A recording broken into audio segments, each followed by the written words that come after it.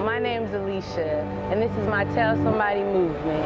I was abused as a child, and when I was 7 years old, I told my mother and her 2 sisters that their dad was touching me, and they told me to keep it a secret from my dad and the police.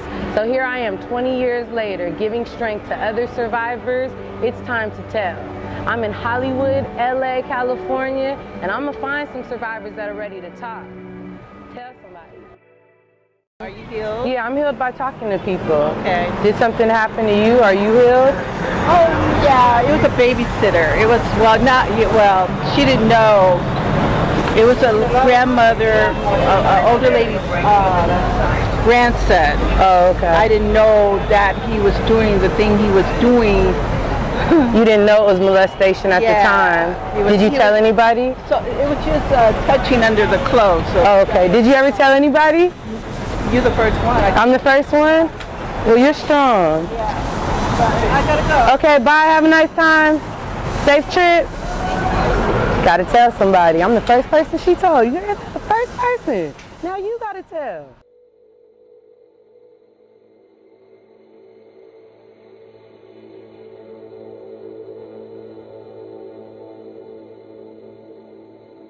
Never be afraid to tell anybody your story, because this is my story. Growing up in a religious house, there was a lot of, you can't watch this, you know what I'm saying, you can't do that, you can't listen to that kind of music, you know what I'm saying? And me coming up through that, I had to listen because there was my parents, you know what I'm saying? And there was some type of disrespect. I did disrespect my mom or whatever, but you know what I'm saying, at the end of the day, I had to let her know this is me, you know what I'm saying? And there's nothing she can say or do to hinder me from doing what I want to do, because at the end of the day, I'm my own woman, and I'm going to keep doing, and I'm going to keep moving that. I'm going to keep moving on. So it doesn't matter what she says.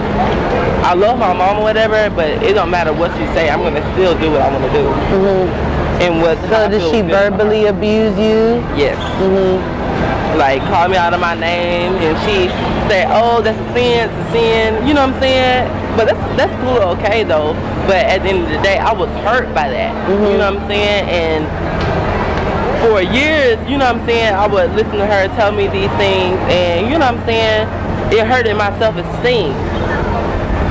And I couldn't finish school, you know what I'm saying? I couldn't graduate, and you know what I'm saying, that's a lot of things I can do. I can go with my friends, because I was so much in the house. I was taking care of my brothers and sisters, and I was pretty much doing motherly things, you know what I'm saying, while my mom was at work and doing stuff that she needed to do, whatever, you know what I'm saying.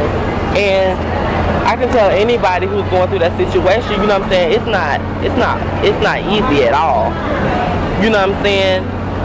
And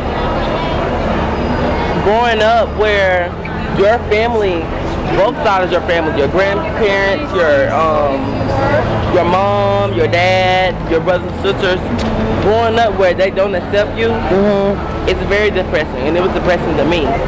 And I just give, you know what I'm saying, I just commend anybody who's going through that and who just move forward, because that is the hardest thing to really accomplish or really go, you know what I'm saying, get past. So what advice would you give to anyone watching, as far as just, even if your family who's supposed to love and protect you and accept you for what and who you are, when they don't and they turn their backs on you, how do you stay strong? Like, you just got to keep pushing. You just got to keep pushing. You got to keep doing what you got to do, because at the end of the day, you matter. Nobody else matters. You matter.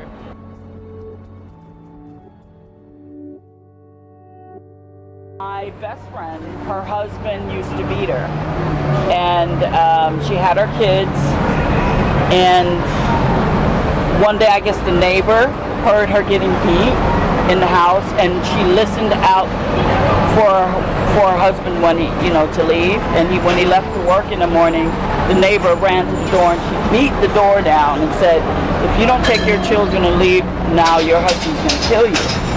And I guess, when they say God, she got an alarm, she pulled her 2 kids together, and she ran. And the next girlfriend that dude her husband he stabbed her 17 times, and and killed her, and that's a true story. So if you're in an abusive relationship, you know, a lot of women, what is being programmed in our society right now, they're pretty much kind of programming abuse. So if you're in that situation, you need to get out of that relationship as soon as possible, because yes, you don't want to end up a casualty. Even if you have to be alone, there's nothing wrong with being alone. There's a good man out there for everybody. It's okay to be alone.